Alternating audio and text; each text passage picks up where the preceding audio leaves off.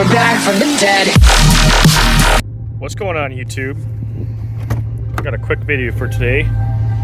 Got about a 5-year-old customer's box that had a port fall out of it because he was beating a little hard. This is a Rockford Fosgate P3. So I did a little repair for him real quick.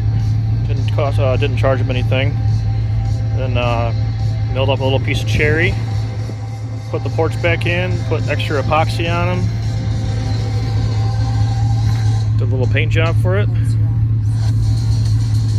And we're testing this off of a Boss Audio, an old 10-year-old Boss Audio Riot 1100. It might be 300 watts if it's lucky. Of course, it's nowhere near enough power to really push this thing, but it's just for fun. I had one of these Anderson connectors on there, and got a temporary together for right now, just for some testing, and we'll get it back to the customer soon enough. Put it back in his Chevy truck that he's got. So we'll do some music, and then I'm going to try to do some actual music, but do less than 10-second clips for copyright stuff. So let's see if we turn this up.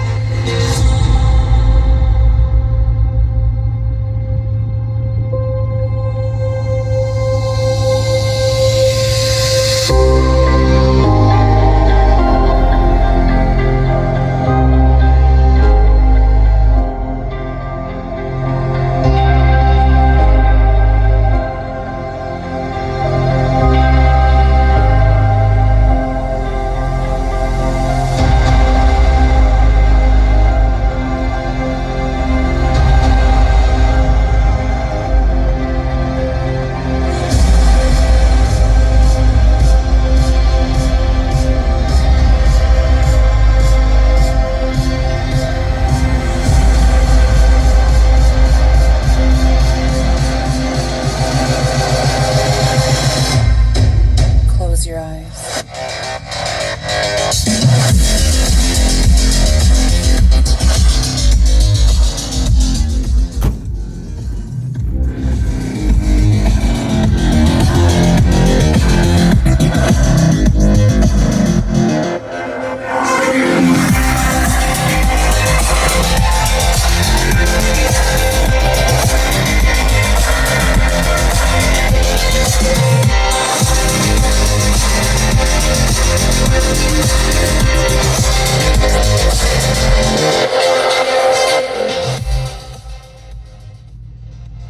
So it bumps.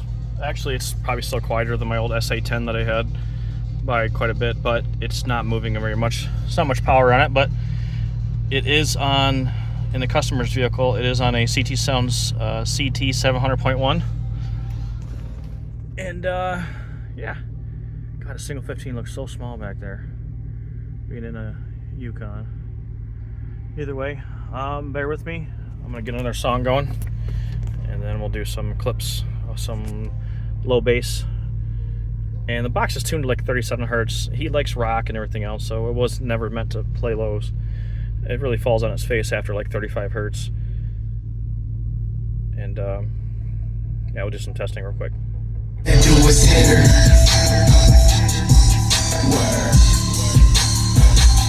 Seen her at the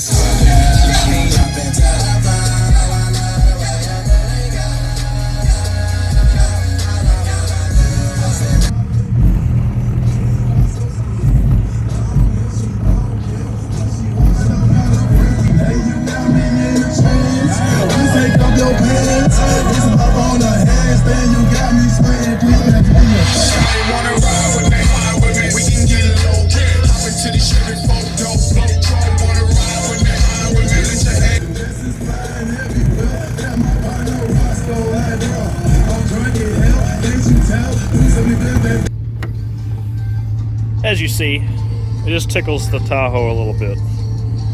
But I'm gonna try to splice those videos together, make sure each one is less than 10 seconds, kind of like what Steve B does for copyright. And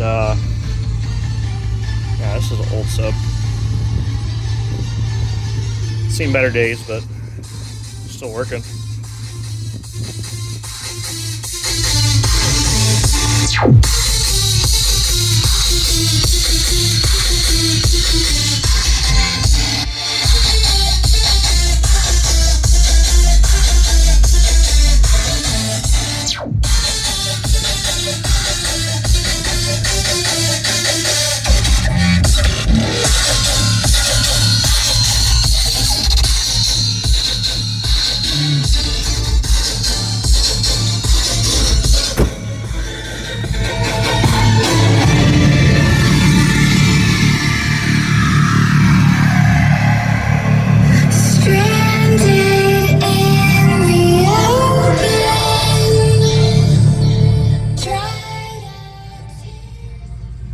Copyright shit. Either way, so quick little video for today of a Rockford Fosgate P3 15 on a Boss Audio amp that might make 300 watts on a good day. It is a dual 4-ohm sub. Guess I could show you. You guys want to knock Boss Audio, man? This thing's 10 years old and actually probably almost older than that. Still rocking. Got some 16 gauge speaker wire under that shit. So someday we'll have a big boy amplifier on this YouTube channel. Don't know if I'm going to do a DC audio. I don't feel like it's worth the money for what I'm going to get. I love DC audio, but thinking about a US amps HC100. It makes about 2,500 to 3,000 watts, and it's a 2-channel. So I can always bridge my amplifier at 4 ohms, or was it 2 ohms? I forget. I think each channel is like 1 ohm stable or something. And anyways, they're made out of Florida again. I talked to the guys. It seemed to be really cool, and it's about 500 bucks for one of those. 550 bucks, I think. So I'll have my, obviously this is the ground. So we'll run my dual inputs to it. Get that all fixed up. And then the old Lightning Audio amp that I got underneath there. That still has room, or not room, well, yeah, more headroom to run another set of speakers. The channels 1 and 2 are only wired at 4 ohms. It's a 2-channel stable amp for each channel, or 2 ohm, sorry. 2 ohm stable 2-channel amp. It's a lot of 2s in there. I got running these recoils for the last couple years, and then these things are like almost 7 years old. So we shall see. Later, guys.